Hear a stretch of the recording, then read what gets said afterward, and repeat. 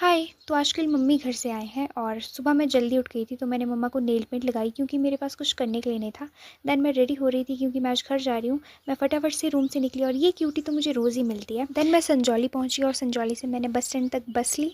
तो मैं आज थोड़ा सा लेट पहुँची थी, तो मुझे विंडो सीट नहीं मिली, तो मैंने ज़्यादा क्लिप्स भी नहीं ली। तो बीच में हमारी बस रुकी थी लंच के लिए। मैंने लंच नहीं किया क्योंकि मैं ब्रेकफास्ट करके आई थी और मेरा मन भी नहीं था, तो मैंने यहाँ पर फिर चेक दिया एंड फिर से मैं बस में बैठ गई।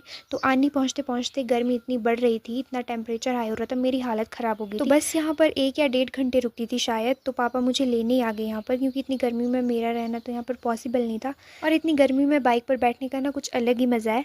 इसके बाद मैं अपने गाँव पहुँच गई थी और घर पहुँचते पहुँचते मेरी एक्साइटमेंट पता नहीं क्यों बढ़ रही थी, शायद टॉमी से मिलने के लिए। तो घर पहुँचते पहुँचते मुझे टॉमी के दर्शन भी हो गए और मेरे पहुँचते ही इसने मेरे कपड़े ख़राब कर दिए, मेरी पैंट में से कीचड़ लगा दी और मुझे धोने पड़ेंगे। देन मैं घर गई और थोड़ी देर रेस्ट किया। पापा यहाँ पर खाना बना रहे थे, तब तक मैं टॉमी के पास चली गई और इसको शिमला की बहुत सारी गॉसिप सुनाई। देन मैं चली गई इन दो क्यूटीज़ के पास जो 2 दिन पहले ही पापा ने घर लाए हैं। इसके बाद मैंने खाना खाया, फिर मैंने थोड़ी देर रेस्ट किया और फिर चली गई मैं खेत टॉमी को लेकर। ये तो काम करेगा नहीं, मुझे ही करना पड़ेगा।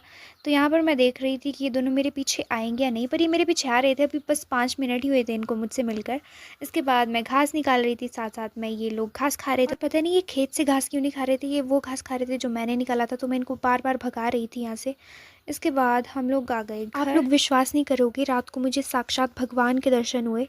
So that's it for this video.